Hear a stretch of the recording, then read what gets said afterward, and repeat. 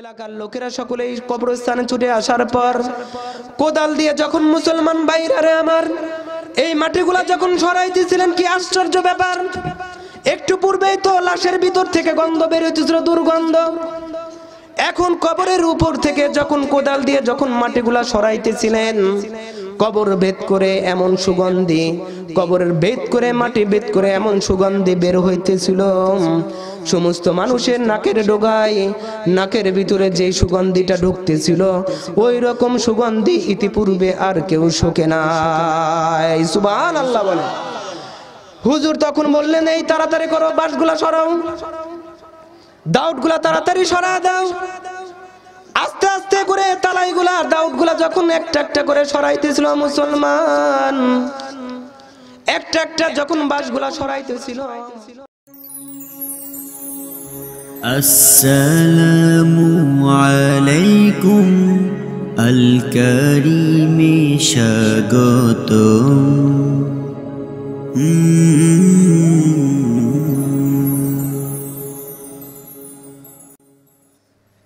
কিতাবুন আনজালনাহু ইলাইকা লিতুখরিজান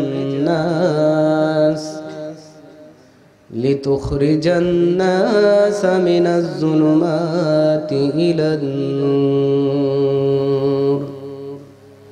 وقال صاحب القرآن صلى الله عليه وسلم خيركم من تعلم القرآن وعلمه أو كما قال النبي عليه الصلاة والسلام صدق الله المولانا العظيم وصدق رسوله النبي الأمي الكريم ونحن على ذلك لمن الشاهدين والشاكرين والذاكرين والحمد لله رب العالمين। আমরা নামাজের ভিতর যে দুরূদটা পড়ি বা পড়ে থাকি মহব্বতের সমস্বরে, রওজায়ে আতহারকে টার্গেট করে সকলেই উচ্চ আওয়াজে, একই আওয়াজে সেই নবী আলাইহিস সালামের পুরো দুরূদটা পড়তে থাকি। আল্লাহুম্মা সাল্লি আলা মুহাম্মাদ ওয়া আলা আলি মুহাম্মাদ কামা সাল্লাইতা আলা ইব্রাহিম ওয়া আলা আলি ইব্রাহিম ইন্নাকা হামিদুম মাজিদ। আল্লাহুম্মা বারিক আলা মুহাম্মাদ ওয়া আলা আলি মুহাম্মাদ كما باركت على إبراهيم وعلى آل إبراهيم إنك حميد مجيد.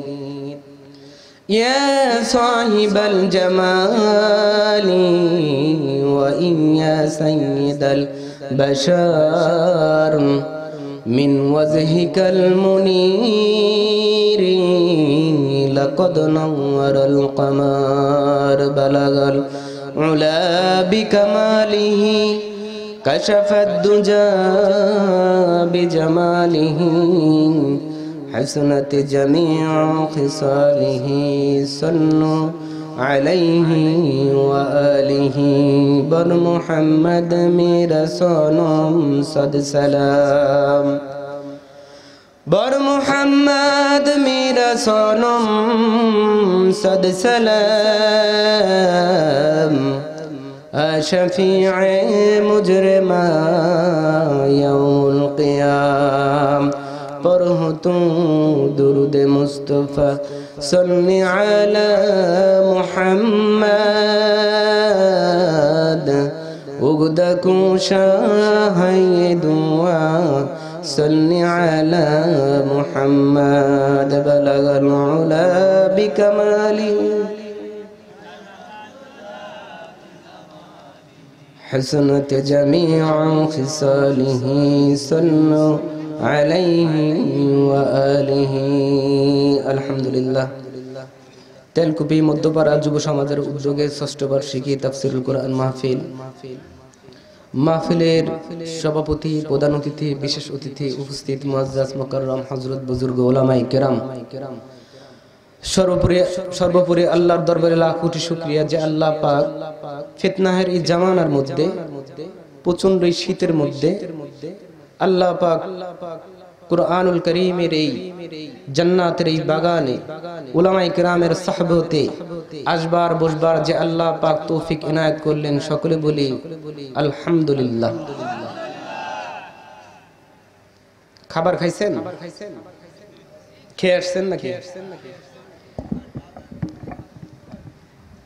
সারা বাংলাদেশেই মোটামুটি কিছু কিছু জায়গায় এরিয়াতে ওয়াজ করতে হয়, মানুষটা ছোট, এরপরও সারা বাংলাদেশেই সব জায়গায় এরিয়াতেই যায়। এটা কিন্তু আমার সিরাজগঞ্জের এলাকা, আমি সিরাজগঞ্জের মানুষ, আমার বাড়ি হলো কান্দাপাড়া। গতকালকে ছিলাম হলো জয়পুরহাটে, রাত্রি 4:30টায় সিরাজগঞ্জ আসছি। তার আগের দিন ছিলাম সিলেটে। তো আল্লাহ পাক এই অল্প বয়সে যত মানুষদেরকে দেখাইছে, যতগুলা মাহফিল করাইছে, তার মধ্যে আমাদের সিরাজগঞ্জ একটু ব্যতিক্রম। কেমন ব্যতিক্রম? মাহফিল করতে প্রথমে অনুমতি লাগে, এটা একটা ব্যতিক্রম। মাহফিল করতে ভোটার আইডি কার্ড লাগে, এটা একটা ব্যতিক্রম আমার কাছে মনে হয়। এরপরে সিরাজগঞ্জ মাহফিলের প্যান্ডেল গুলা ভরপুর হওয়া তো দূরের কথা, মানে লোকজন পাওয়াই যায় না। গত 9 তারিখে প্রোগ্রাম ছিল আয়েশা সিদ্দিকা মহিলা মাদ্রাসায়, সেখানে লোকজন ঠিক এরকম, সেখানেও একই কথা বলেছিল, ভাই সাহেব আপনারা ওয়াজ মাহফিল বন্ধ করে অনুমতি যেহেতু প্রশাসনের কাছে নিতে হয়, ভালো আলহামদুলিল্লাহ, আপনারা যাত্রাপালার আয়োজন করেন, কারো কাছে আমাদের টাকা চাইতেও হবে না। মন্ত্রী এমপি বড় বড় যারা সুপার আছে এরা টাকা পয়সা দান করে দিয়ে দেবে, ঠিক কিনা বলেন? টিকিট যদি বিক্রি হয়, যদি টিকিট ছাড়া হয়, তাহলে যুবকরা হুমড়ি খেয়ে 10 দিন আগের থেকে সেই টিকিটগুলো একদম শেষ করে ফেলাবে, ঠিক কিনা বলেন? আমাদের দেশে যত এই কোরআনের মাহফিল হচ্ছে তো হচ্ছে, তত কোরআন বিরোধী সংখ্যা তত বাড়তেছে, ঠিক কিনা বলেন? কোরআনের মাহফিল, এই জাতীয় মাহফিল যত পৃথিবীতে এই সময়, এই সিস্টেম, এই শীতের মধ্যে আমাদের বাংলাদেশের কথা বলতেছি, এই বাংলাদেশে এই সময় যত কোরআনের মাহফিল হচ্ছে তো তত কোরআন বিরোধী সংখ্যা দিন দিন তত বাড়তেছে। বুঝেন নাই? কোরআনের মাহফিল করতে অনুমতি, কোরআনের মাহফিলে প্যান্ডেলে লোক নাই, কোরআনের মাহফিল শোনার পরে আমাদের আমলও নাই, ঠিক কিনা বলেন? মানুষের দিন যত যায় মানুষের তত উন্নতি হয়, দিন চলে যাচ্ছে তো ঋতুর পরিবর্তন হচ্ছে, কিন্তু আমাদের মধ্যে কোনো ধরনের পরিবর্তন নেই। 10 বছর আগে ওয়াজ শুনছে তো এখনো তার গালের ভিতর দাঁড়িয়ে ছিল না, তখন ছিল না, এখনো নাই। 10 বছর আগে সে 10-20 বছর আগে থেকে সে ওয়াজ শুনে, এখনো ওয়াজ শুনেছে, এরপরও কি তার মুখে দাড়িটা পর্যন্ত নেই। কত বড় আমরা ওয়াজ খোর বলতে হয়। একটা মানুষের তো উন্নতি হয়। আজকে একটা ছেলে চিন্তা ভাবনা করলো, বাবা মারা গেছে, যুবকটা ছেলে চিন্তা করলো আজকে হেল্পার হিসাবে সে বাসের মধ্যে ঢোকে, হেল্পার হিসাবে। 10 বছর 15 বছর পরে এই যুবকটা কি হেল্পারই থাকে নাকি ওই গাড়ির ড্রাইভার হয়? বলেন তো দেখি। আজকে একজন মানুষ টেইলার্সে কাজ করবে, কাজ শিখবে, একজন টেইলার্সের মাস্টারের আন্ডারে সে কাজ শিখতে গেল, 5 বছর 10 বছর মিনিমাম যাওয়ার পরে এই ব্যক্তিটা কি কর্মচারী থাকে নাকি একটা টেইলার্সের মালিক হয়? একটা টেইলার্সের মালিক হয়। আজকে একটা মুদিখানার দোকানে যদি কোনো মানুষ ঢোকে কর্মচারী হিসাবে, 10 বছর 20 বছর 25 বছর পরে ওই যুবকটা একদিন কি হয়? একটা মুদিখানার মালিক হয়। তাহলে দেখা গেল দিন যত যায় তো তার পরিবর্তন আসে, কিন্তু আমাদের মধ্যে পরিবর্তন নেই। আমাদের মধ্যে পরিবর্তন করার কোন চিন্তাধারার চেষ্টা আমাদের মধ্যে নেই। আফসোসের সাথে বলতে হয় এটা আমাদের এলাকা এবং এটা আমার উস্তাদের এলাকা, আলহাজ হযরত মাওলানা আব্দুস সবুর রহমানী সাহেব হুজুরের এলাকা না এটা? হুজুরের কাছে মাসুমপুর মাদ্রাসা, হুজুরের কাছে তারিকুল ইসলাম পড়ছি। তো আল্লাহ পাক এই জাতীয় যত মাহফিল হচ্ছে তো মাহফিল বিরোধী সংখ্যা তত বাড়তেছে, কোরআন বিরোধী সংখ্যা তত বাড়তেছে, ঠিক কিনা বলেন? এইগুলা একটা কি সমাধান হওয়া দরকার? এইগুলা কি একটা সমাধান হওয়া দরকার? তো তো সম্মানিত হাজিরিন, কুরআনুল কারীম থেকে যে আয়াত তেলাওয়াত করেছি এবং যে হাদিস আমি তেলাওয়াত করেছি, নির্দিষ্ট সময়ের ভিতরে চেষ্টা করব আল্লাহ পাক যেন আমাকে তৌফিক দান করেন। সকলে বলেন আমিন।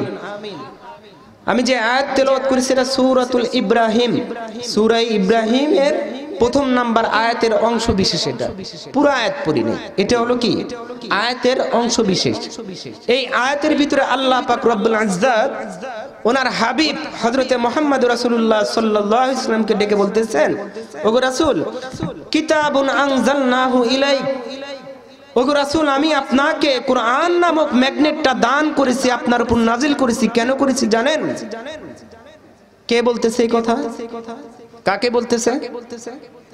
হযরতে মুহাম্মদ রাসূলুল্লাহ সাল্লাল্লাহু আলাইহি ওয়াসাল্লামকে আল্লাহ রাব্বুল ইজ্জত ডাক দিয়ে বলতেছেন, কিতাবুন আনজালনাহু ইলাইক, ওগো রাসূল, কুরআন নামক এই ম্যাগনেটটা আমি আপনার উপর নাজিল করেছি, আপনাকে দিয়েছি, দান করেছি। কেন দিয়েছি জানেন? আল্লাহ রাব্বুল আলামিন বলতেছেন, লিতুখরিজান নাস মিনাজ জুলুমাতি ইলান নূর, যাতে করে আপনি মানুষদেরকে অন্ধকারাচ্ছন্ন থেকে বের করে এনে আলোর দিকে নিয়ে যেতে পারেন। সুবহানাল্লাহ বলেন। তাহলে আমি যে আয়াত তেলাওয়াত করছি এই আয়াতের অর্থগত মানে হলো কিতাবুন আনজালনাহু ইলাইক, ওগো রাসূল, আমি আপনাকে কোরআন নামক এই ম্যাগনেটটা দান করেছি। কেন দান করেছি জানেন? লিতুখরিজান নাস, যাতে করে আপনি মানুষদেরকে বের করে আনতে পারেন মিনাজ জুলুমাতি, অন্ধকার থেকে, ইলান নূর, আলোর দিকে যেন নিয়ে যেতে পারেন। সুবহানাল্লাহ, আল্লাহু আকবার বলেন।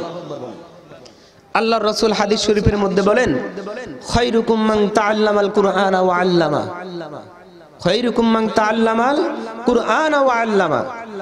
আল্লাহর রাসূল বলেন, পৃথিবীর মধ্যে সবচাইতে উত্তম, সবচাইতে ভালো মানুষ হলো দুই শ্রেণীর ব্যক্তি। কয় শ্রেণীর ব্যক্তি? একটু আওয়াজ দেন। দুই শ্রেণীর লোক পৃথিবীর মধ্যে সবচাইতে ভালো। এই সার্টিফিকেট আর সনদ কে দিয়েছেন? আল্লাহর রাসূল। আল্লাহর রাসূল বলেন, খায়রুকুম মান তাআল্লামাল কুরআনা ওয়া আল্লামা, পৃথিবীর মধ্যে সবচাইতে দুই শ্রেণীর লোক সবচাইতে বেশি ভালো। এটা কে সার্টিফিকেট কে দিয়েছে? হযরতে মুহাম্মদুর রাসূলুল্লাহ সাল্লাল্লাহু আলাইহি সাল্লাম। আল্লাহর পয়গম্বর বলেন, সেই দুই ব্যক্তি হলো খায়রুকুম মান তাআল্লামাল কুরআনা ওয়া আল্লামা, যিনি কোরআন পড়ে, এক নম্বরে যিনি কোরআন পড়ে, দুই নম্বরে যিনি কোরআন পড়ায়। অর্থাৎ যিনি কোরআন শেখে এবং যিনি কোরআন শেখায়, এই দুই শ্রেণীর লোক পৃথিবীর মধ্যে সবচাইতে উত্তম মানুষ, খাঁটি মানুষ, ভালো মানুষ, সচ্চরিত্রের মানুষ। এটা ঘোষণা দিয়েছেন আল্লাহর পয়গম্বর। সুবহানাল্লাহ বলেন। এই দুইটা শ্রেণীর লোক কোথায় পাওয়া যায় বলেন তো দেখি? কোন স্কুল কলেজে পাওয়া যায়? কোন স্কুল কলেজে পাওয়া যায়? কোন ইউনিভার্সিটিতে?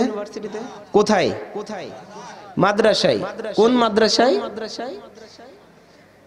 রহমতগঞ্জ কবরস্থান মাদ্রাসায়, তেলকুপি মাদ্রাসায়, এরপর রেলওয়ে কওমি মাদ্রাসা, মাসিমপুর হাতিবাড়ি কওমি মাদ্রাসা, যত কওমি মাদ্রাসা, যত কওমি মাদারিস গুলা যত আছে, এখানে এই দুই শ্রেণীর ব্যক্তি পাওয়া যায়।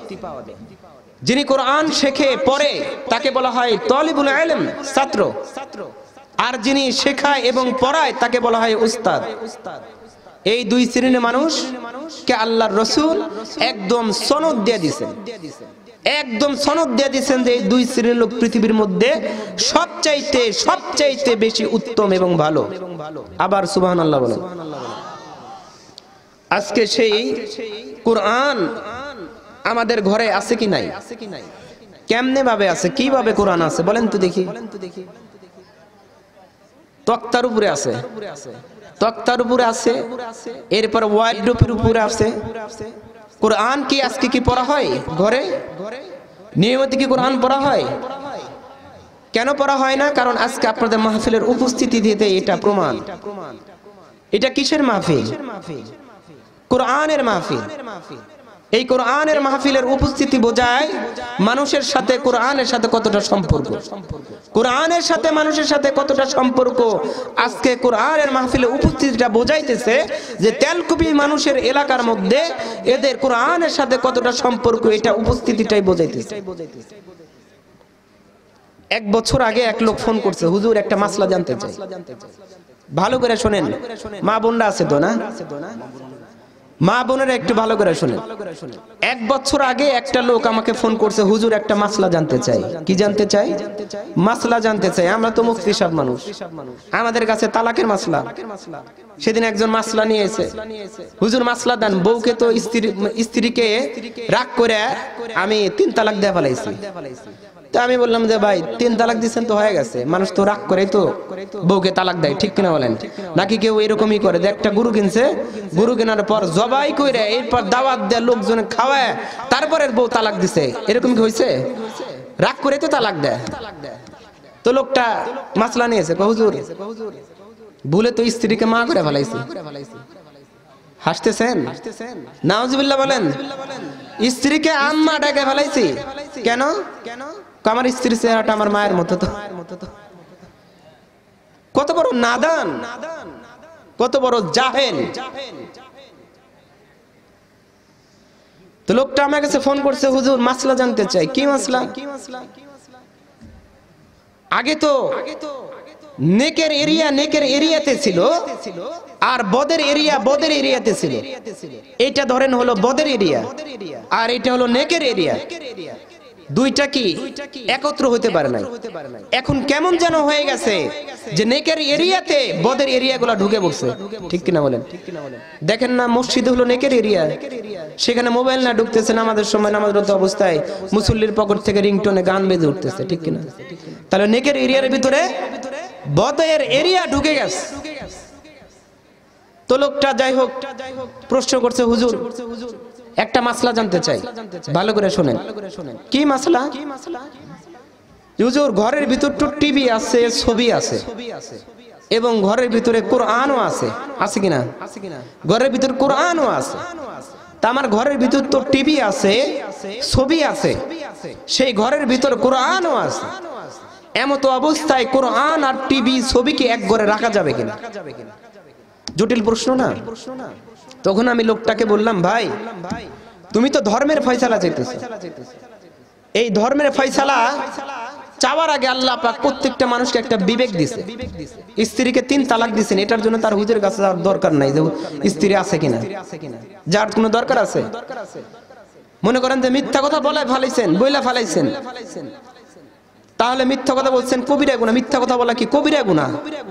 একটা মিথ্যা কথা মানুষকে জাহান্নামে নিয়ে যেতে পারে, ঠিক কিনা বলেন? তাহলে এটার জন্য কি হুজুরের কাছে মাসলা নেওয়ার দরকার আছে যে হুজুর মিথ্যা কথা বলছি? দরকার কি আছে? নিজের বিবেকটাই তো বুঝাইতেছে যে না, স্ত্রী 3 তালাক দিছে তো তালাক হয়ে গেছে। মিথ্যা কথা বলছি, অন্যের সম্পদ মারা খাইছে, আমি অন্যায় করেছি, এটা তো নিজের বিবেককেই দেওয়া লাগে, হুজুরকে আবার জিজ্ঞাসা করা লাগবে কি, ঠিক কিনা বলেন? তো এই আকলটা আল্লাহ পাক মানুষদেরকে দান করেছেন, ইনসানকে দান করেছেন, কোন হাইওয়ানকে দান করে নাই, আল্লাহ গরুকে দান করে নাই।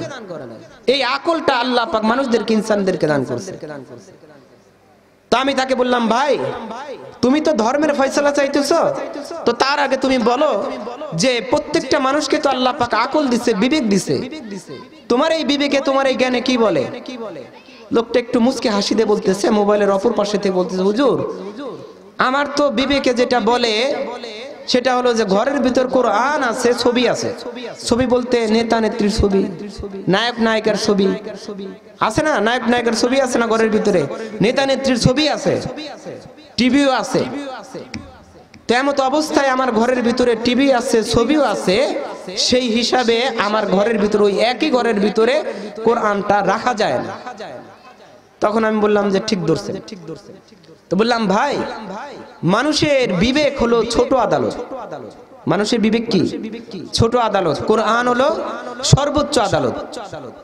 সর্বোচ্চ আদালত হলো কোরআন। তা আমি তাকে বললাম, ভাই মানুষের বিবেক হলো ছোট আদালত। ছোট আদালতেই যদি মানুষ কাস্টরি হয়ে যায়, তাহলে তো বড় আদালতে যাওয়ার কোনো প্রয়োজন নাই। প্রয়োজন আছে কি? নিজের বিবেকের কাছেই তো ধরা। তখন লোকটা বলে যে হুজুর একটা কাজ করি তাহলে। তো বললাম কি কাজ করতে চান আপনি? তখন লোকটা বলতেছে হুজুর ঘরের ভিতরে যেহেতু টিভি আছে আর ছবি আছে, তাহলে ঘরের ভিতর থেকে কোরআনটাকে নিয়ে আমি বারান্দায় রাখি। নাউজুবিল্লাহ বলেন। আপনাদের কেমন যেন অনুভূতি নাই, বুঝতেছি না কত বড় কথা বললো। ঘরের ভিতরে টিভি আছে, ছবি আছে, আর এর কারণে সে ঘরের ভিতরে টিভি আর ছবি থাকার কারণে কোরআনটাকে মাইনাস করে সে বারান্দায় দিতে চায়। কত বড় জাহেল আর মূর্খ। তখন আমি লোকটাকে ডাক দিয়ে বললাম, ভাই আসলেই কি আপনি মুসলিম? আপনি কি আসলেই মুসলিম? টিভি আর ছবির কারণে আপনি কোরআনটাকে বারান্দায় রাখবেন? উচিত তো ছিল কোরআনের ধাক্কায় ঘরের ভিতর থেকে টিভি আর ছবি বের করে দেওয়া, ঠিক কিনা বলেন? আওয়াজ দিবেন, আওয়াজ দিলে ওয়াজ বাড়বো, না হলে এখান থেকে নাইমা চলে যামগা। বুঝেন নাই? টিভি আর ছবির কারণে ঘরের ভিতর থেকে সত্যই সত্যই আমাদের কোরআন তেলাওয়াত আজকে উঠে যাচ্ছে। এক সময় আমাদের ঘর, আমার বয়স তো কেবল 26-27 বছর, এক সময় আমাদের ঘুম ভাঙতো কোরআন তেলাওয়াত শুনে, কোরআন তেলাওয়াত শুনে। মামার বাড়ি বাপের বাড়ির গল্প বলতে তেলকুপিতে আসে নাই। এক সময় আমাদের ঘরের ভিতরে আমাদের মায়ের এবং আমাদের বোনদের তেলাওয়াত শুনে শুনে আমাদের কানের ভিতরে কোরআন ঢুকছে, তো আমাদের ঘুম ভাঙছে। আর এখন প্রত্যেকটা ঘরের ভিতরে টিভি আর ছবির সাউন্ড, স্টার জলসার সাউন্ড, কিরণমালার সাউন্ড, স্বামী স্ত্রীর ঝগড়ার সাউন্ড শুনে শুনে বাচ্চাদের কানগুলা ঝালাপালা হয়ে যেতেছে। এই সন্তানগুলাই তো বড় হয়ে এরা নাস্তিক হচ্ছে, আর এরাই কোরআন বিরোধী হইতেছে, ঠিক কিনা বলে? আজকে কোরআন ভালো লাগে না কেন? প্রেমিকাকে ভালো লাগে, প্রেমিকার চেহারা দেখছে, প্রেমিকার পিছনে যুবক হুমড়ি খেয়ে পড়তেছে। আজকে কোরআনের পিছনে যদি সে ছুটতো, কোরআনের সাথে যদি তার সম্পর্ক থাকতো, তাহলে এই মাহফিলগুলা হওয়ার জন্য কোন ধরনের অনুমতি লাগতো না, ঠিক কিনা বলেন? এই মাহফিলগুলা, কোরআনের মাহফিলগুলা লোকজন ভরপুর হয়ে থাকতো। তো আজকে কোথায় যাচ্ছি? সন্তানকে সকালবেলা আমরা যেই সময় আমরা ছোটবেলা মুক্তবে গিয়ে আমরা কোরআন শিখতাম, আলিফ বাতা শিখতাম, এখনকার সন্তানরা এই সকালবেলায় যায়, সকালে যায় কিন্ডারগার্টেনে, কেজি নামে পাজি স্কুলে যায়, তারা কি শিখতেছে বলেন? কোরআন শিখতেছে। এই যে সন্তানকে আপনি যে কোরআন থেকে দূরে সরাইতেছেন, এই কোরআন কি এমন একটা ম্যাগনেট, এর সাথে যার সম্পর্ক হয়ে যাবে, এর সাথে যার দিল লেগে যাবে, তো এই ব্যক্তিটা জান্নাতে। সুবহানাল্লাহ বলেন। কারণ কিয়ামতের দিন কোরআন, কিয়ামতের দিন কোরআন সুপারিশ করবে, কোরআন জিতবে, আল্লাহ হারবে। সুবহানাল্লাহ বলেন। কিয়ামতের দিন কোরআন আল্লাহর সাথে তর্ক বিতর্ক করবে, কোরআন জিতবে, আল্লাহ হারবে। সুবহানাল্লাহ, আল্লাহু আকবার, জোরে বলেন। তাহলে এই কোরআনের সাথে সম্পর্ক কি আমাদের আছে? আজকে মাহফিলেই তো বলতেছে কোরআনের সাথে আমাদের সম্পর্ক আছে কিনা। আজকে এই সন্তানদেরকে আমরা কেজি নামক পাজি স্কুলে দিয়ে সকাল সকাল এই সন্তানদেরকে আমরা কেজি স্কুলে দিতেছি, এই কোরআন থেকে মাহরুম করতেছি, এই নূর থেকে আমরা মাহরুম করতেছি, যার কারণে এই সন্তানগুলা বড় বড় ডিগ্রি অর্জন করতেছে ঠিকই, কিন্তু তারা কোরআন থেকে, কোরআনের আজমত থেকে দিন দিন বঞ্চিত হয়ে যাচ্ছে। তাদের কথাবার্তা এখন নাস্তিকের আলামত পাওয়া যায়, ঠিক কিনা বলেন? কেনই পাওয়া যায় না? কোরআনের এলেম, কোরআনের আলো যদি আজকে তার ভিতরে ঢুকতো, এই সকল যুবক হাটহাজারী হযরতে আল্লাহ মাহমুদ শফি সাহেবকে তেতুল হুজুর বলতে পারে না, ঠিক কিনা বলেন? আল্লাহ মাহমুদ শফি সাহেবকে তারা তেতুল হুজুর বলতে পারে না, আলেমদেরকে তারা জঙ্গি বলতে পারে না, পারে না। কারণ এই কোরআনের নূর, কোরআনের আলো তাদের ভিতর নাই। আপনার কাছে মোবাইলের টর্চ আছে, রাস্তায় অন্ধকার, গুটগুটে অন্ধকার, আপনি মোবাইলটা জ্বালায় আপনি রাস্তা দেখে নিরাপদে চলতে পারবেন না? পারবেন। কিন্তু কোরআনের আলো যদি আপনার মধ্যে, কোরআনের আলো যদি আপনার মধ্যে না থাকে, তাহলে আপনি রাস্তা চিনবেন না, রাস্তা চিনবেন না। কারণ আমাদেরকে অনেক সময় প্রশ্ন করা হয়, হুজুর তাবলীগের এখন দুই ভাগ হইছে না? দুই ভাগ হইছে না? একটা কি আলেম গ্রুপ, আর একটা কি সাত গ্রুপ। তো কয় হুজুর তারাও নামাজের দাওয়াত দেয়, আমরাও নামাজের দাওয়াত দেই, আপনারাও নামাজের দাওয়াত দেন, দুইজনই তো ভালো কাজ করে। আসলে এটা আমাদের মাথায় ধরে না, কারণ আমাদের সিনার ভিতরে কোরআনের আলো নাই, হাদিসের আলো নাই। এই কোরআন হলো সূর্যের আলো, ধরেন এক্সাম্পল, সূর্যের আলো।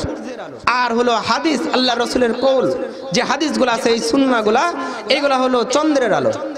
এই দুইটা আলো যদি কোনো মানুষের ভিতরে একসাথে ঢোকে, ও অন্ধকারে পথ চললেও টের পাবে না, রাস্তা পাবে না। আমাদের ভিতরে কোরআনের আলো আছে, হাদিসের আলো আছে। এই জন্য আমাদের সামনে কোনো মানুষ দাঁড়াইলে আমরা তার চেহারা দেখে, তার আচরণ দেখে বলতে পারি লোকটা হকপন্থী নাকি বাতিলপন্থী, লোকটা আসলেই প্রকৃতপক্ষ আল্লাহওয়ালা নাকি ভণ্ড। এটা আমরা সহজে নির্ণয় করতে পারি। কেমন? যে আমরা একটু সোনা নির্ণয় করতে গেলে, সোনা চিনতে গেলে কি করতে হয়? আমরা চিনতে পারি না, কর্মকারের কাছে যাওয়া হয়। কর্মকার কি করে? কোষ্ঠী পাথরটা ঘষা দেয়, তারপরে হলো আমরা ওটাকে চিনি, কর্মকার চিনে বলে যে এটা আসল, এটা নকল। এই কোরআনের ইলম, এই আলো যার ভিতরে আছে, সে অন্ধকারে পথ চলবে, তার হুজুরের কাছে যাওয়া লাগবে না যেটা হুজুর বাতিল নাকি হকপন্থী, ফেরাকায়ে বাতিল নাকি হকপন্থী, এটা হুজুরকে প্রশ্ন করতে হবে। কারণ তার ভিতর কোরআনের ইলম আছে, নূর আছে। এই নূর দ্বারা সে, তার অন্তর্চক্ষু দ্বারা সে নিরীক্ষা করবে, পরীক্ষা করবে লোকটা আসলেই ভালো নাকি বদমাইশ, এটা সে নিরীক্ষা পরীক্ষা করে সে বের করতে পারবে। আজকে এই কোরআন আজকে আমাদের থেকে বিদায় হওয়ার পথে, প্রত্যেকটা ঘরের ভিতর থেকে কোরআন আজকে বিদায় হওয়ার পথে। প্রত্যেকটা ঘরের ভিতরে আজকে টিভি, স্টার জলসার আওয়াজ, চ্যানেলের আওয়াজ। কিন্তু মা বোনেরা দেখেন, দেখবেন যে সারা দিন রাত 24 ঘন্টা টিভিতে পড়ে আছে। কি দেখতেছে? স্টার জলসা। একজনের স্বামী 20টা, একজনের বয়ফ্রেন্ড 5টা, 10টা, এরকম। ঠিক কিনা বলেন? আজকের এইগুলা চ্যানেল থেকে, আজকে এগুলা দেখে দেখে আমাদের মা বোনরা কোরআন থেকে বঞ্চিত। অথচ কোরআনের একটা হরফ পড়লে তার আমল নামায় 10টা নাকি আল্লাহ পাক লিখে দেয়, 10টা নাকি। আল্লাহ রাসূল বলেন, মান করা হারফাম কিতাবুল্লাহ, মান করা হারফাম মিন কিতাবিল্লাহ। আল্লাহর পয়গম্বর বলেন, যে ব্যক্তি একটা কোরআনের হরফ উচ্চারণ করলো, তো আল্লাহ পাক তার আমল নামায় 10টা নেকি লেখা দিল। সুবহানাল্লাহ বলেন। এই কোরআন থেকে আজকে আমরা মাহরুম, বঞ্চিত। কোরআন থেকে আমরা বঞ্চিত। এই কোরআনকে যদি সঙ্গী নিয়ে যেতে পারেন, সামনে তো আমাদের কবর আছে, কবরে যাওয়ার সাথে সাথে এই কোরআন আমাদের সঙ্গী হয়ে যাবে। সুবহানাল্লাহ বলেন। মুসলমান ভাইরা রে, আমার কথাগুলো দিল দিয়ে বুঝবেন। শায়খ জুলফিকার আহমদ দামাত বারকাতুহুম ওনার খুতুবাতে জুলফিকার নামক কিতাবের মধ্যে লেখেন, একজন কোরআন পড়নেওয়ালা যখন দুনিয়া থেকে ইন্তেকাল করেন, একজন কোরআন প্রেমিক, কোরআন পড়নেওয়ালা যখন দুনিয়া থেকে বিদায় গ্রহণ হয়ে যায়, আত্মীয় স্বজন তাকে গোসল দোসল দিয়ে দেয়, 3 কাপড় আর 5 কাপড় যখন কাফনের কাফন পরায় দেয়, মহিলা হলে 5 কাপড় আর পুরুষ হলে 3 কাপড় পরিধান করা দেয়। এই মৃত ব্যক্তিকে যখন 3 কাপড় আর 5 কাপড় যখন বন্ধুরা আমার পরানো হয়, যখন তেলকুপি গ্রামের মধ্যে থেকে যখন তার লাশের খাটিয়াটা নিয়ে যখন রহমতগঞ্জ কবরস্থানের দিকে রওনা দেয়, এই ব্যক্তিটা ছিল, মৃত ব্যক্তিটা হলো কোরআন পড়নেওয়ালা, কোরআন প্রেমিক। তার ঘরের ভিতর তো কোরআন আছে কি নাই বলেন? তার ঘরের ভিতর কোরআন ওই তক্তার উপর তো আছে। কোরআন তখন যখন দেখে যে আমার এই বন্ধুকে যখন কবরস্থানের দিকে দিয়ে রওনা হয়, তখন কোরআনুল কারীম ঘরের ভিতর তাকের উপর থেকে কোরআনুল কারীম উড়ে এসে একদম মৃত ব্যক্তির সিনার ভিতর উঠে ঢুকে যায়। সুবহানাল্লাহ বলেন।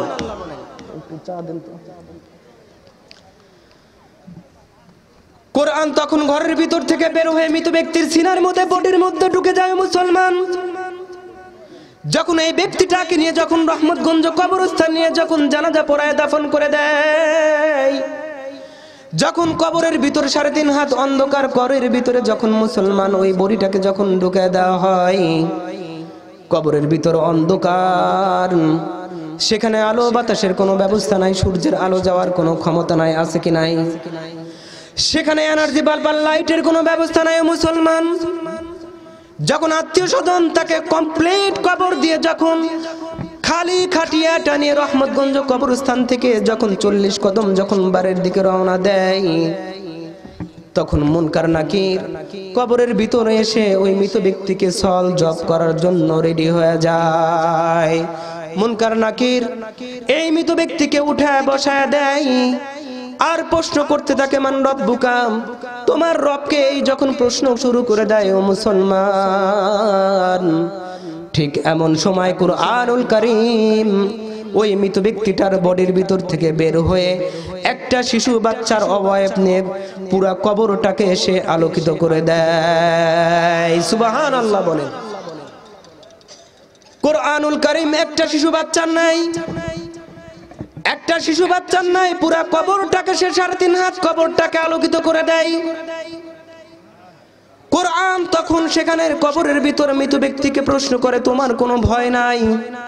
আমি তোমার বন্ধু, দুনিয়াতেও ছিলাম, আজকে কবরের ভিতর তুমি চলে আসছো। আমিও তোমার বন্ধু, কবরের ভিতর ঢুকে আসছি, পড়ে আসছি, কবরের ভিতর চলে আসছি। তোমার কোনো টেনশন নাই, তুমি অ্যানসার গুলা দিয়ে দাও। মৃত ব্যক্তি তখন ডাক দেয়া বলে, তোমার চেহারা দেখে তো আমার মনে পড়ে না তুমি আমার দুনিয়ার কোন বন্ধু। কুরআনুল কারীম তখন ডাক দেয়া বলেন, ও মৃত ব্যক্তি শোনো বন্ধু আমার, আমি হলাম সেই বন্ধু, তুমি দুনিয়া থেকে চলে আসছো, আমি তোমার সেই বন্ধু। ওই ঘরের ভিতরে তুমি আমাকে ফালায় আসছো, রেখে আসছো, আমি হলাম সেই বন্ধু কুরআনুল কারীম। যেই কুরআনুল কারীমকে তুমি সকাল হলে, সন্ধ্যা হলে, রাত্রি হলে দৈনিক আমার হক আদায় করে তুমি তেলাওয়াত করতা। ও বন্ধু, তুমি আজকে অন্ধকার ঘরের ভিতরে আছো, অন্ধকার ঘরের ভিতরে চলে আসছো, এই জন্য আমিও থাকতে পারি নাই।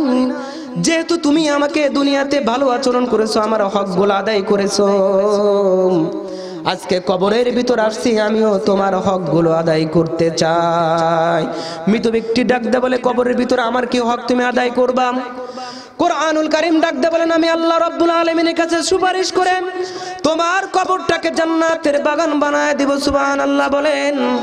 শুধু কবরটাকে জান্নাতের বাগান বানাইব না, তোমার বডির ভিতরে কোরআন, আমি কোরআন জান্নাতি পোশাক পরায় দিব। সুবহানাল্লাহ। ও মুসলমান, এক পর্যায়ে এসে আল্লাহ রাব্বুল আলামিনের কাছে কুরআনুল কারীম সুপারিশ করে আল্লাহর কাছে কবরের ভিতরে ওই মৃত ব্যক্তির জন্য, কোরআন পড়নেওয়ালার জন্য, কোরআন প্রেমিকের জন্য ওই কবরের ভিতরে জান্নাতি বিছানা বিছায়া দেয়, এমনকি তার বডির ভিতরে জান্নাতি পোশাক পরায় দেয়। সুবহানাল্লাহ। আজকে সেই কোরআন থেকে আমরা বঞ্চিত। সন্তানকে কোরআন শিক্ষায় শিক্ষিত করলে সন্তান তো বাদ কাপড় দিতে পারবে না। আমাদের চিন্তা ভাবনা এতটাই নষ্ট। অথচ আমি কিন্তু মাদ্রাসার পড়াশোনা করছি, ইফতা কমপ্লিট করেছি, মুফতি, এরপরেও আমি কিন্তু কলেজেও গেছি। আমি অ্যাকাউন্টিং থেকে ম্যানেজমেন্ট কমপ্লিট করেছি, অনার্স কমপ্লিট করেছি, গ্রাজুয়েশন কমপ্লিট করেছি। আল্লাহ পাক কি করেন নাই? করাইছে। তো আমাদের চিন্তা ভাবনা হলো কোরআনের শিক্ষায় শিক্ষিত করলে, এই সন্তানকে শিক্ষায় শিক্ষিত করলে এই সন্তান মসজিদে চাকরি করবে। আলেমরা তো চাকরি করে মসজিদে, বেতন বা 3000 টাকা, 4000 টাকা, ঠিক কিনা বলেন? আপনারা দেনই 3000 4000, তাছাড়া কি করবে? এদেশে হাজার হাজার মানুষ আছে, হাজার হাজার মানুষ আছে, তারা বলে হুজুর ছেলেকে আলেম বানায় কি করব? আমাদেরকে বলে, তারা তো আমাদেরকে ভাত কাপড় দিতে পারবে না। আলেম হলে বেতন তার 3000 4000, এই বেতনে সে তো আমাদের ভাত কাপড় দিতে পারবে না, এই বেতনে তার নিজেরই চলবে না, আমাদের কি দিবে? বলেন তো দেখি, ভাত কাপড় দেওয়ার মালিক সন্তান নাকি আল্লাহ? শিয়াল কোন ইউনিভার্সিটিতে পড়ছে বলেন? তারপরে তো প্রতি রাত্রে শিয়াল দেশি মুরগি খাইতেছে, আমরা তো দেশি মুরগি পাই না, খালি ব্রয়লার আর ব্রয়লার। এই জন্য আমাদের স্বাস্থ্যগুলো ব্রয়লারের মতো হয়ে গেছে। শিয়াল কোন ইউনিভার্সিটিতে পড়ে নাই। এদেশের যত বিড়াল দেখবেন, বিড়াল কোন স্কুল ইউনিভার্সিটিতে পড়ে নাই। এদেরকে রিজিক কে দেয়? আমার আল্লাহ দেয়। এখন ওই চিন্তা ভাবনা করে যদি সন্তানকে যদি কোরআন থেকে, আলেম থেকে মাহরুম করেন, তাহলে আপনি ভুল করবেন। এক সময় আপনি এইগুলা মা বাবাকে যাচাই করে দেখবেন, এই সন্তানগুলো এক সময় ব্যারিস্টার হয়, এই সন্তানগুলো এক সময় ইঞ্জিনিয়ার হয়, এই সন্তানগুলো এক সময় ডক্টর হয়, বড় বড় পিএইচডি অর্জন করে। এই সন্তানগুলা এক সময় বাবা মাকে লাথি মেরে বৃদ্ধাশ্রমে পাঠিয়ে দেয়। ঠিক কিনা বলেন? এদেশে যত বৃদ্ধাশ্রমগুলো দেখবেন, প্রত্যেকটা বৃদ্ধাশ্রমে বাবা মা যেগুলো আছে দেখবেন তার প্রত্যেকটা সন্তানরা জেনারেল শিক্ষিত হয়, ডাক্তার নয়, ইঞ্জিনিয়ার নয়, ব্যারিস্টার নয়, বড় বড় ভার্সিটির প্রফেসর, তারা আজকে বৃদ্ধাশ্রমে পড়ে আছে। ঠিক কিনা বলেন? আপনি একটা আলেমের মা বাবাকে আপনি দেখাইতে পারবেন না, একটা হক্কানের আলেম তার বাবা মাকে আপনি দেখাইতে পারবেন না যে তার বাবা মা না খেয়ে পড়ে আছে। কারণ আল্লাহ এই বান্দারা আলেমরা জানে বাবা মার ইজ্জত কত। দুনিয়াতে জান্নাতের শর্টকাট রাস্তা হলো দুইটা রাস্তা, তা হলো বাবা মা। জান্নাতের শর্টকাট রাস্তা, কেউ যদি জান্নাতে ঢুকতে চায় তো হয় মায়ের দরজাতে ঢুকুক, না হয় বাবার দরজাতে ঢুকুক। সুবহানাল্লাহ বলেন। এই জান্নাতি দরজা আজকে নষ্ট হয়ে যাচ্ছে, প্রত্যেকটা ঘরে অশান্তি আর অশান্তি। কারণ আমাদের ঘরের ভিতরে কোরআন তেলাওয়াত নাই। আমাদের সন্তানের তো এখন আমরা কানের ভিতরে ঢুকাই দিছিল সীসা, বিষাক্ত সীসা, টিভি নামক সীসা। এটা দিয়ে সন্তানকে ঢুকতেছে আর সন্তানের কলবের ভিতর ঢুকতেছে। এই সন্তান বড় হয়ে ভার্সিটিতে পড়াশোনা করতেছে, করার পরে এই সন্তানই নাস্তিক মুরতাদ হয়ে সে কোরআন বিরোধী সংখ্যা সে দিন দিন বাড়াইতেছে। ঠিক কিনা বলেন? সে কোরআন বিরোধী সংখ্যা, সে কোরআন বিরোধী কাজগুলা করতেছে। সে যদি কোরআনের এই আলো যদি তার ভিতরে ঢুকতো, সিনার ভিতরে যদি ছোটবেলায় ঢুকতো, তাহলে এই সন্তান কোরআনের বিপথে সে যাইতে পারতো না ইনশাআল্লাহ। আপনার সন্তানকে আপনি মাদ্রাসায় পড়ান, অন্তত ছোটবেলায় কোরআনটা সহি শুদ্ধভাবে মুক্তবে হুজুরের কাছে শিখান। শিখানোর পরে এরপরে আপনি চিন্তা করবেন যে আমার সন্তানকে আলেম বানাই, দরকার নাই, আমি আলেম বানাইতে বলতেছি না আপনার সন্তানকে। আপনি সহি শুদ্ধভাবে কোরআন তেলাওয়াত শিক্ষা দেওয়ার পরে সন্তানকে ভার্সিটি দেন, স্কুলে দেন। সে বড় বড় ভার্সিটিতে যখন চান্স পাবে, সে যখন পড়াশোনা করবে, ওই ভার্সিটির মধ্যে কোনো নাস্তিক মুরতাদ আপনার এই সন্তানের ভিতরে কোরআনের আলো থাকার কারণে আপনার সন্তানকে কোরআন বিরোধী কোনো কাজ করাইতে পারবে না, তাকে মুরতাদ বানাইতে পারবে না ইনশাআল্লাহ। বলে গেলাম। আজকে এই কোরআনের সাথে যদি ভাই সম্পর্ক হয়ে যায়, তাহলে আমাদের কপালটা খুব ভালো। যদি কোরআনের সাথে সম্পর্ক হয়ে যায়, এই কোরআন কিয়ামতের দিন কবরের ভিতর সুপারিশ করে জান্নাতের বিছানা বিছায়া দিবে। কিয়ামতের দিন এই কোরআন মানুষকে জান্নাতের দুয়ার পর্যন্ত পৌঁছায় দেবে। সুবহানাল্লাহ বলেন। আর কিয়ামতের দিন যদি এই কোরআন যদি কারো বিপক্ষে দাঁড়ায়, যদি এই কোরআন যদি কারো বিপক্ষে দাঁড়ায়, তাহলে হাসরের ময়দানে এই কোরআন ওই ব্যক্তিটার আন্ডা বাচ্চা বের করে ছাড়বে ইনশাআল্লাহ। বুঝেন নাই? এই কোরআন তো যদি সুপারিশ করে তো আল্লাহ হারবে, কোরআন জিতবে। আল্লাহ হেরে যাবে, কোরআন জিতবে। তাহলে কোরআন যদি কারো যদি জান্নাতে যাওয়ার পথে যদি প্রতিবন্ধকতা সৃষ্টি করে, তাহলে ওর জান্নাতে যাওয়া মুশকিল আছে। কারণ কোরআন জিতবে, আল্লাহ হারবে। আর যদি কোরআন যদি কারো পক্ষে দাঁড়ায়, কোরআন যদি কারো পক্ষে দাঁড়ায়, তাহলে ওই ব্যক্তিটা জান্নাতে ঢুকে যাবে। সুবহানাল্লাহ বলেন। ওকে জান্নাত থেকে মাহরুম করার হাসরের ময়দানে আল্লাহর ওই থাকবে না। কারণ এই কোরআন কাল কিয়ামতের ময়দানে আল্লাহর কাছে সুপারিশ করবে, আল্লাহ এই বান্দা তোমার আমার সাথে সম্পর্ক ছিল, একে জান্নাত দাও। যদি একে জান্নাত না দাও, তাহলে তোমার কিতাবুল্লাহ থেকে আমার কোরআন এই কালামুল্লাহ গুলা মুছে ফেলো। আল্লাহু আকবার বলেন। কোরআন তখন সুপারিশ করে জান্নাতে নিয়ে যাবে। আর যদি কোরআন যদি বিপক্ষে দাঁড়ায়, তাহলে তো বুঝতেছেনি মুরগির যেরকম ডিম থেকে বান্ডা বের করে বাচ্চা বের করে, তো এরকম আমার আপনার অবস্থা খুব খারাপ হয়ে যাবে।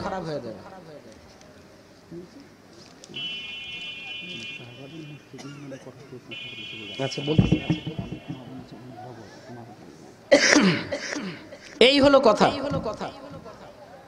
আর মা বোনরা তো আজকে আছে, মা বোনরা আমাদের সিরাজগঞ্জে আলহামদুলিল্লাহ যে কোনো মাহফিলে মা বোনদের অ্যাটেন্ডেন্স সবচেয়ে বেশি। ছেলেদের চাইতে মা বোনদের উপস্থিতি সবচেয়ে বেশি। এই জন্য মা বোনদেরকে বলবো, আপনারা আজকে ঘরের ভিতর কোরআন আছে, এই কোরআনকে আপনারা পড়তেছেন না। এই কোরআন ঘরের ভিতর কান্না করতেছে। এই কোরআন যদি আপনার কবরের ভিতর দিয়ে যদি মামলা দায়ের করে আল্লাহর কাছে যদি বলে কবরটাকে জান্নাতের বাগান না বানায় জাহান্নামের বাগান বানাও, জাহান্নামের গর্ত বানায় দাও, যদি কবরের ভিতর ঢোকে, এই কোরআন যদি কবরের ভিতর ঢোকে তো জাহান্নামের গর্ত বানায় দেবে। আর যদি কোরআনের সাথে যদি সম্পর্ক থাকে, সুসম্পর্ক থাকলে কোরআন, এই কোরআন তাকে কবরের ভিতর নিয়ে তাকে জান্নাতের বিছানা বিছায় দিবে। ঠিক কিনা বলেন? এই জন্য মা বোনদেরকে বলবো, টিভি দেখা বাদ দেন, এলা কম করে দেখেন। এত তাড়াতাড়ি তো ছাড়তে পারবেন না, তো আস্তে আস্তে একটু টিভি দেখা কমায় দেন, কোরআনের সাথে সম্পর্কগুলো করে। একই ঘরের ভিতরে মা বোনরা আপনারা কোরআন ঘরের ভিতর কাঁদতেছে, আর আপনি জোরে ফুল ভলিউম সাউন্ড দিয়ে আপনি স্টার জলসা দেখতেছেন, সিনেমা দেখতেছেন, নাটক দেখতেছেন। কত বড় জাহেল আপনি চিন্তা করছেন?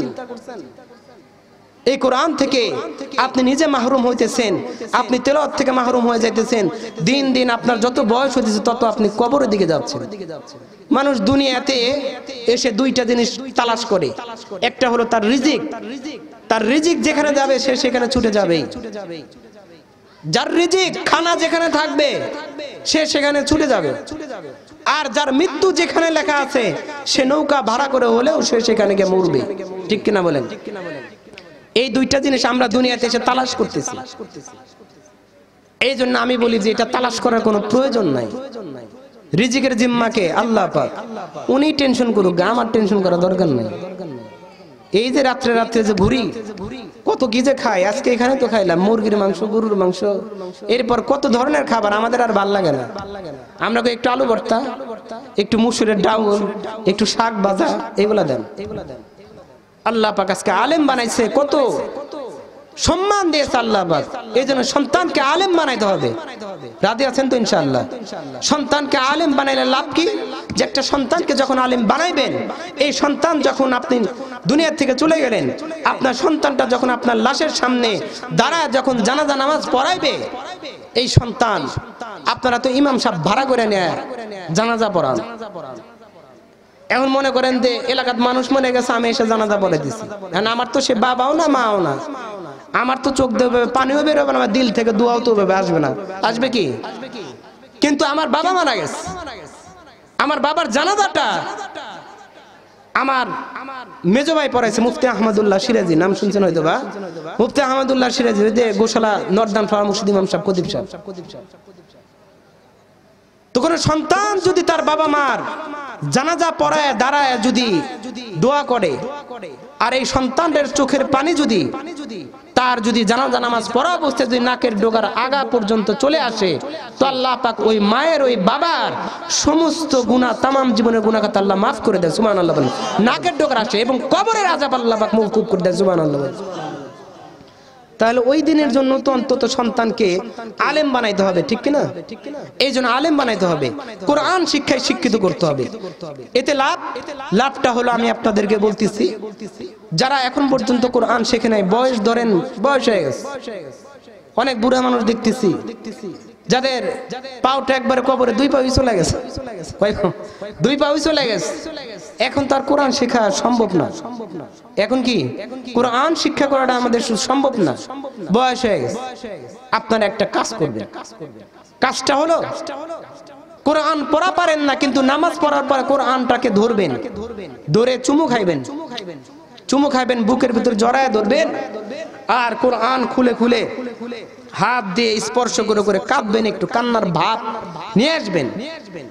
যদি এই উসিলাটাও যদি আপনার আল্লাহর দরবারে কবুল হয়ে যায়, আশা রাখি আপনি আর মৃত্যুর পরেই আপনার কবরটা জান্নাতের বাগান হয়ে যাবে। সুবহানাল্লাহ বলেন। আশা রাখি। ভারতের মধ্যে এক লোক মারা গেছে, এক লোক মারা গেছে, মারা যাওয়ার পরে তো তাকে দাফন দিতে হবে, জানাজা পড়ায় কবরস্থ করতে হবে, এটাই তো নিয়ম। লোকটা মারা গেছে, মারা যাওয়ার পরে কিন্তু সমস্যা হলো এলাকার ভিতরে একজন ইমাম সাহেব নাই, একজন আলেম নাই। আলহামদুলিল্লাহ বলেন। আমরা তো এখন আমাদের এলাকা অনেক আলেম, এখন আমাদের এলাকা অনেক আলেম না? অনেক আলেম। আলেম যদি নাও থাকে, মাদ্রাসায় ওখানে রহমতগঞ্জ কবরস্থান আলেমরা আছে, জানাজা পড়ার কি আলেমরা আছে। তো এলাকার মধ্যে কোনো আলেম নাই, আলেম না থাকার কারণে ওই লাশের দিন চলে গেল, একদিন অতিবাহিত হয়ে গেল। সম্ভবত দিনটা ছিল হলো গরমকাল, তো লাশটা তো এখন কি গন্ধ বের হবে, ফুলে যাবে, ফেটে যাবে, ঠিক কিনা? মারা গেছে গতকালকে, একদিন হয়ে গেছে। তো লোকটাকে তো কাফন দাফন দিয়ে তাকে জানাজা পড়ায় কবরস্থ করতে হবে, কিন্তু এলাকার ভিতরে একজন আলেম নাই। মা বোনেরা একটু ভালো করে শুনেন, কোরআনের সাথে সম্পর্ক রাখলে কি হয় আপনারাও শুনেন। কোরআন পড়া পারেন না, কিন্তু আপনি এই ভয়ে চিন্তাও করলেন না যে আর কোরআন পড়া পারি না, তাহলে কোরআনটাকে তো একটু চুমা খাইতে পারি, নামাজ পড়া বুকের সাথে একটু লাগাইতে পারি, এটাও কি পারবো না? এটা কি পারা যায়? তো ওই লোকটা মারা যাওয়ার পরে তো একদিন অতিবাহিত হয়েছে, এলাকার মধ্যে আলেম নাই। একদিন অতিবাহিত, লোকজন সকলে পরামর্শ করছে, পরামর্শ করে দেখ আমাদের কবরস্থান তো রহমতগঞ্জ একদম মেন রোডে, কাজীপুর রাস্তায় একদম মেন রোডে, তো যেহেতু আমাদের এলাকার মধ্যে কোনো আলেম নাই, তাহলে চল খাটিয়াটা নিয়ে ওই মেন রোডে কবরস্থানের সামনে দাঁড় করায় দেই। যদি রাস্তার ভিতরে যদি কোনো মুসাফির আলেম চলাচল করে, তাহলে তাকে অনুরোধ করে এই লাশের জানাজা পড়ায় দেয়। তো লোকেরা চিন্তা ভাবনা করে, না এত খারাপ না, যেহেতু আমাদের এলাকার মধ্যে আলেম নাই, তাহলে আমরা সকলেই চলি, চলো সকলেই যাই। লাশটাকে নিয়ে ওরা মেইন রোডের সামনে দাঁড় করায় দিচ্ছে। এলাকার লোকেরা সকলে অপেক্ষা করতেছে, গতকালকে লাশটা মারা গেছে, হাই হাই আজকে যদি জানাজা পড়ে কবরের ভিতর না ঢুকাইতে পারি, তো লাশ তো গন্ধ বেরোবে, লাশের দুর্গন্ধে তো আর থাকা যাবে না। মুসলমান ভাইরা রে আমার, কথাগুলো দিল্লা বুঝবেন। গ্রামের সমস্ত মানুষ খাটিয়াটা নিয়ে, গ্রামের সমস্ত মানুষ সকলে মিলে মেন রোডের সামনে দাঁড় করায় দিছে। সকলে মিলে পেরেশান আর পেরেশান, সকলের চেহারার ভিতরে টেনশনের ছাপ, টেনশনের ভাব, সকলে এই চিন্তায় চিন্তিত আর ব্যথিত। হায় রে, গতকালকেই তো এই লাশটা মারা গেছে, এই লোকটা মারা গেছে। আমাদের এলাকাটা, এরিয়াটা গন্ডমূর্খের এলাকা, আমাদের এরিয়ার ভিতরে একজন আলেম নাই, ইমাম নাই, এই কারণে সঠিক সময়ে লাশটার জানাজা পড়াইতে পারি নাই। লাশটাকে এনে মাঝখানে, রাস্তার মাঝখানে দাঁড় করায় দিছি। একটা আলেমের এখন পর্যন্ত সন্ধান মিলল না। মুসলমান সকলের চেহারার ভিতরে টেনশনের ভাব, সকলেই কিংকর্তব্যমূর, সকলেই ওদের আগ্রহে রাস্তার প্রাণে চেয়ে আছেন। কিছু লোক তাকায় দেখে ওই যে একজন বাইসাইকেল চালিয়ে, লম্বা পাঞ্জাবি, লম্বা পাঞ্জাবি, লম্বা পাঞ্জাবি আর টুপি আর পাগড়ি মাথায় দিয়ে এদিকে আসতেছেন। লোকটা সম্ভবত এই কবরস্থানের দিকে আসতেছেন। এলাকার লোকেরা সকলেই দাঁড়ায় গেছে, ইস্তেকবাল করার জন্য দাঁড়ায় গেছে। ও মুসলমান, মুসাফির আলেম তখন দূর থেকে দেখতেছেন, কিরে দূর থেকে দেখতেছেন একটা লাশের খাটিয়ে দেখা যায়। মুসাফির আলেম তখন বাইসাইকেল থেকে নামিয়ে গেছে। ও মুসলমান, কারণ আল্লাহ রাব্বুল আলামিন ইসলাম ধর্ম একজন জীবিত মানুষকে যেই রকম সম্মান দিয়েছেন, ওই রকম একজন মৃত ব্যক্তির বডিটাকে আল্লাহ পাক সম্মান দিয়েছেন। এই জন্য মুসাফির আলেম তার বাইসাইকেল থেকে নেমে গেছেন, কারণ আল্লাহর পয়গম্বর বলেন, মাল্লাম ইয়ারহাম সগীরানা ওয়ালাম ইয়াক্কির কাবীরানা ফালাইসা মিন্না। যে ব্যক্তি বড়দের সম্মান করে না, ছোটদের স্নেহ করে না, সে আমার উম্মত না। মুসাফির আলেম ডাক দিয়ে বলেন, রাস্তার মাঝখানে এইভাবে লাশের খাটিয়াটা নিয়ে তোমরা অপেক্ষমান কেন? এলাকার লোকেরা সকলেই এক বাক্য ডাক দিয়ে বলেন, হুজুর আমাদের এরিয়াটা হলো গন্ডে মূর্খের এলাকা, এই লাশটা গতকালকে মারা গেছে। লাশটা গতকালকে মারা যাওয়ার সঙ্গে সঙ্গে আমরা তার জানাজা পড়াইতে পারি নাই, কারণ আমার এলাকার ভিতরে একজন আলেম নাই। এই জন্য আমরা লাশটাকে মেন রোডে দাঁড় করা দিয়েছি। যদি কোনো আলেম এই রাস্তার ভিতরে সাক্ষাৎ মিলে যায়, তাহলে তাকে আমরা অনুরোধ করে তার জানাজাটা পড়াইব। এই জন্য আমরা দাঁড় করায় দিছি। মুসাফির আলেম বলেন, দেখেন আমাকে, আমি তো একজন নিঃসন্দেহে একজন আলেম। আমার চিন্তা হয় আমি যদি এই লাশটার যদি জানাজা পড়ায় দিই তাহলে আপনাদের অনেক উপকার হয়, কিন্তু আমার সময় নাই। কারণ আমার সময় নাই, কারণ আমি একটা সরকারি চাকরি করি। নির্দিষ্ট সময়ের ভিতরে যদি সরকারি অফিসে যদি হাজিরা না দেই, তাহলে আমার সরকারি চাকরিটা চলে যাবে। ও মুসলমান, এলাকার লোকেরা ডাক দেয় বলে, হুজুর অনেক প্রতীক্ষার পরে আপনার দেখা মিলছে, আপনার সাক্ষাৎ প্রাপ্ত হয়েছে। অতএব আপনাকে অনুরোধ করে আপনার হাতে ধরে পায়ে ধরে আপনার এই লাশের জানাজা পড়ায়া দিয়ে যান। আলেম মানুষ তখন তার বিবেক দেশে বুঝে লাশটার জানাজা পড়ায় দিয়ে আলেম তখন চলে যাবেন।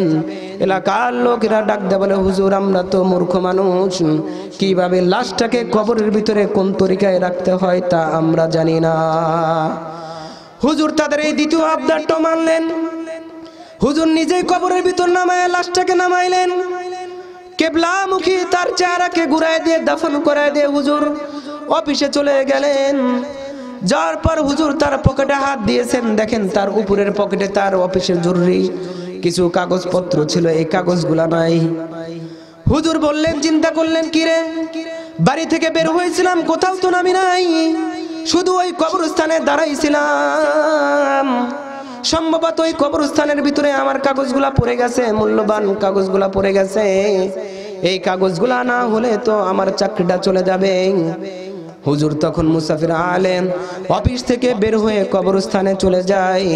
অনেক খোঁজাখুঁজি করার পরে কবরস্থানে তার কোথাও কাগজ মেলে না।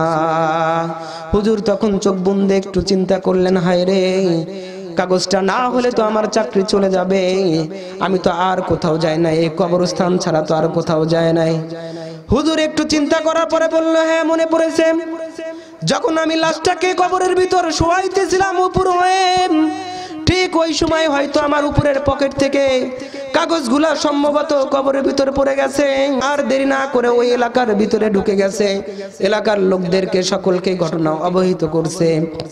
এলাকার লোকেরা ডাক দেয় বলে, হুজুর আমরা তো মূর্খ মানুষ, 1 ঘন্টা পূর্বে তো লাশটাকে কবরের ভিতর দাফন করেছি, এখন পর্যন্ত লাশটাকে ফাড়ে নাই, ফাটছে কি জানি না, আপনি ভালো জানেন। হুজুর বলে, না না, 1 ঘন্টা পূর্বে যেহেতু মাটি দিছি, এখন পর্যন্ত লাশটাকে ফাড়ে নাই, ছেড়ে নাই, অতএব কবরের উপর থেকে সমস্ত মাটিগুলা সরায় আমার কাগজগুলা বের করা যেতে পারে, আমি ফতোয়া দিলাম। এলাকার লোকেরা সকলেই কবরস্থানে ছুটে আসার পর কোদাল দিয়ে যখন মুসলমান ভাইরা আমার এই মাটিগুলা যখন সরাইতেছিলেন, কি আশ্চর্য ব্যাপার, একটু পূর্বেই তো লাশের ভিতর থেকে গন্ধ বের হইতেছিল, দুর্গন্ধ। এখন কবরের উপর থেকে যখন কোদাল দিয়ে যখন মাটিগুলা সরাইতেছিলেন, কবর ভেদ করে এমন সুগন্ধি, কবরের ভেদ করে মাটি ভেদ করে এমন সুগন্ধি বের হইতেছিল, সমস্ত মানুষের নাকের ডগায়, নাকের ভিতরে যে সুগন্ধিটা ঢুকতেছিল, ওই রকম সুগন্ধি ইতিপূর্বে আর কেউ শোকে নাই। সুবহানাল্লাহ বলে। হুজুর তখন বললেন, এই তাড়াতাড়ি করো, বাঁশগুলা সরাও, দাউদগুলা তাড়াতাড়ি সরা দাও। আস্তে আস্তে করে তালাইগুলা দাউদগুলা যখন একটা একটা করে সরাইতেছিল মুসলমান, একটা একটা যখন বাঁশগুলা সরাইতেছিল, কিন্তু কি আশ্চর্য ব্যাপার, আমরা কবরের ভিতর লাশটাকে ঢুকাইতে দেরি করছি, কিন্তু এই কবরটাকে চতুর্দিকে এই জাতীয় ফুল, একদম জান্নাতি জাতীয় ফুল দিয়ে কে যেন ডেকোরেশন করে দিয়ে গেছে, তার কোনো হদিস নাই। আল্লাহু আকবার, সুবহানাল্লাহ বলে।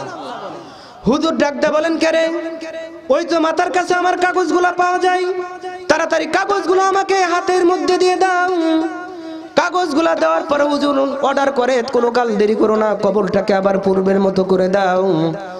কবরটাকে যখন আবার পূর্বের মতো করে দেওয়া হয়েছে, হুজুরের টেনশন ছিল এতক্ষণ সরকারি চাকরি, কিন্তু এখন আর তার কোনো টেনশন নাই। টেনশন নাই তার, কেন টেনশন নাই? এতক্ষণ টেনশন ছিল তার চাকরি করার, সরকারি চাকরি, এখন তার টেনশন হলো, কিরে যেই লাশটার ভিতর থেকে গন্ধ বের হচ্ছিল, সেই লাশটাকে কবরে ঢুকাইতে দেরি করছি, কিন্তু রব্বুল আলামিন কবরে আমরা ঢুকাইতে দেরি করছি, কিন্তু ব্যক্তিটার কবরটাকে আল্লাহ পাক জান্নাতি বাগান করতে, জান্নাতি ডেকোরেশন করতে দেরি করে নাই। সুবহানাল্লাহ। এই কারণ তো অবশ্যই জানবেন, এই কারণটা অবশ্যই বলবো, অবশ্যই বলবো। তার আগে আপনাদের এই মাহফিলটা হলো কি? এই মাহফিলটা হলো মসজিদ নির্মাণের জন্য। চেয়ারম্যান সাহেব কথা বলছে শুনছি, উনি সমস্ত ব্যবস্থা করবেন। এখন একটা জায়গার দরকার মসজিদের জন্য, এটার জন্য আমার আপনাদেরকে এগিয়ে আসতে হবে, ঠিক কিনা বলেন? আমার আপনাদেরকে এগিয়ে আসতে হবে। মানুষ বিল্ডিং করে, লোন নেয়, বিল্ডিং করে, 10 তলা 5 তলা বিল্ডিং করে, আর এই মসজিদ হবে এখানে আল্লাহর ঘর।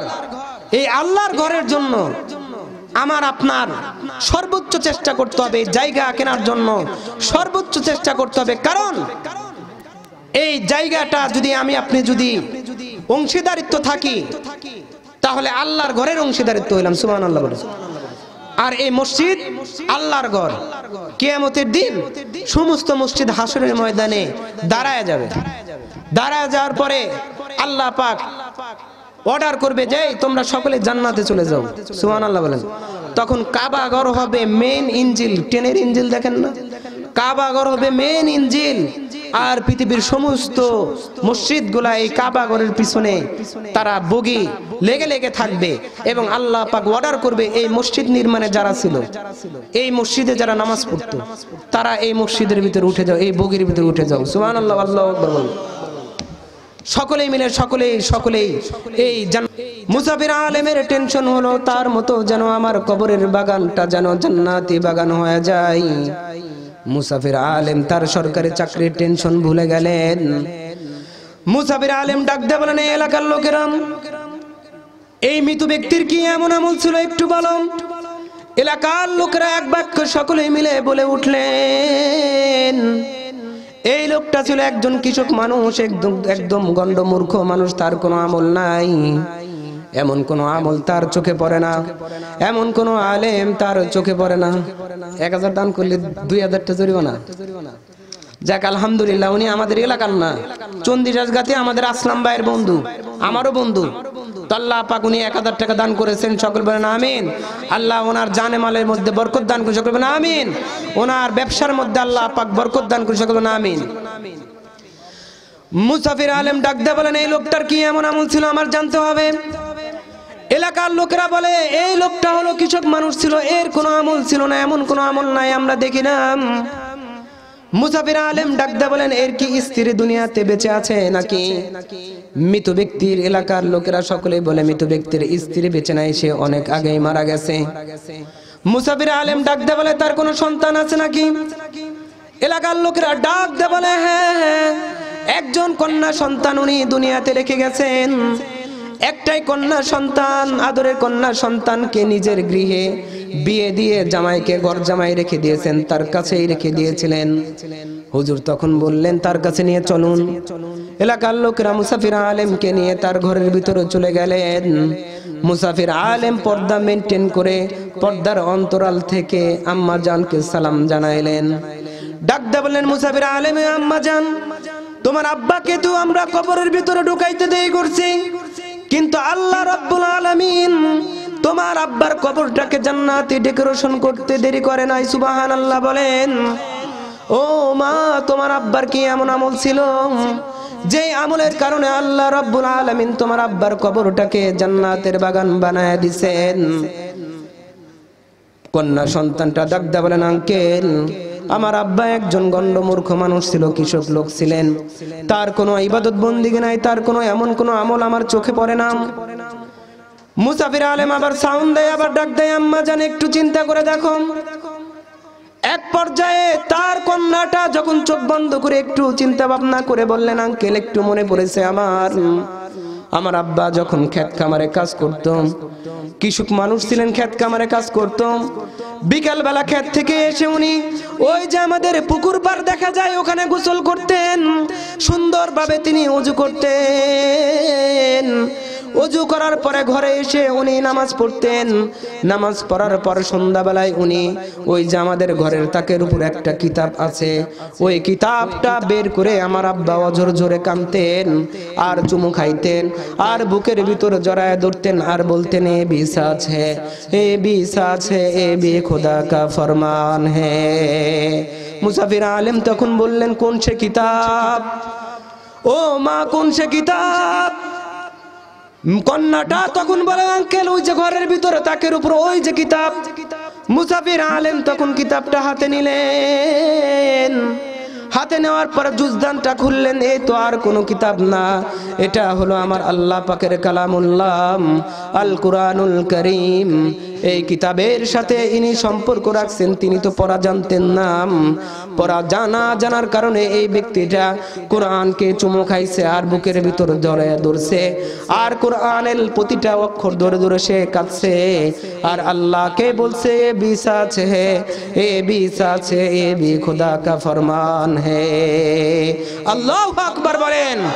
এই কোরআন পড়া পারতো না, কিন্তু কোরআনের সাথে তার গভীর সম্পর্ক, হৃদ্যতা থাকার কারণে, এই কোরআনের সাথে মহব্বত, প্রেম হওয়ার কারণে লোকটা পড়া জানতো না, কানতো, নামাজ পড়ে পড়ে চুমু খাইতো আর কানতো, আর বুকের মধ্যে জড়াতে বলতো এ বিছা আছে, এ বিছা আছে।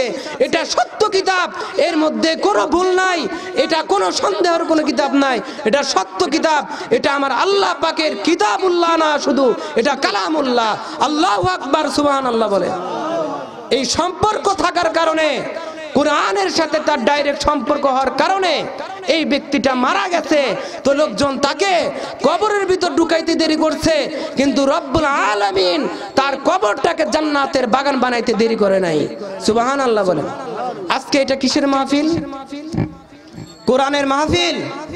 এই মাহফিলের সাথে যাদের সম্পর্ক নাই, আজকের এই মাহফিলের প্রধান বক্তার যদি দোয়াটা যদি আসমানে যদি উঠে যায়, তাহলে এই প্যান্ডেল সহ কাল কিয়ামতের ময়দানে জান্নাতে চলে যাবে। সুবহানাল্লাহ বলে।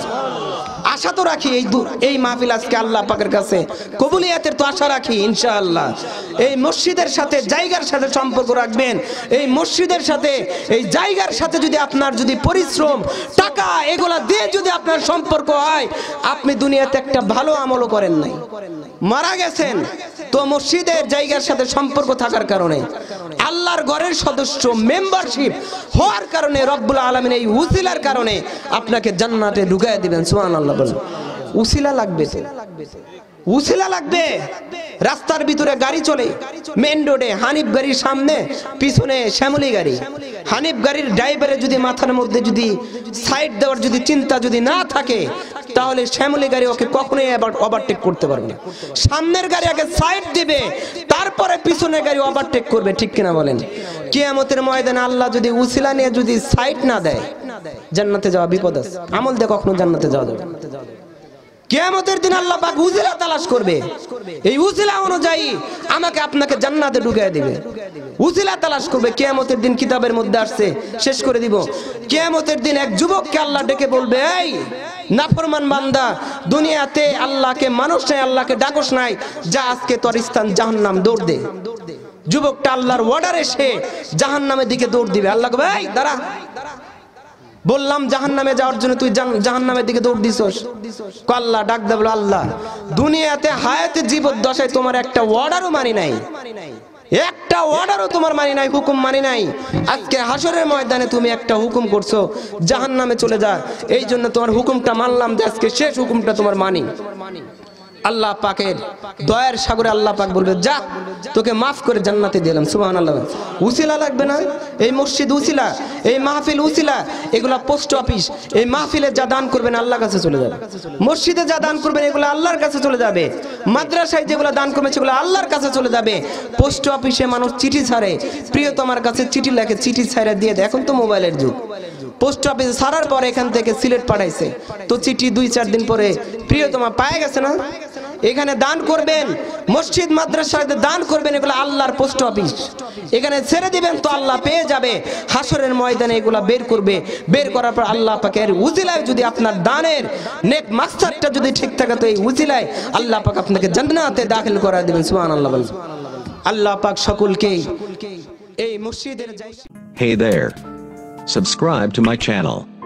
And also press this bell icon, so you never miss any new updates, cause whenever we upload new video you will get a notification on your phone.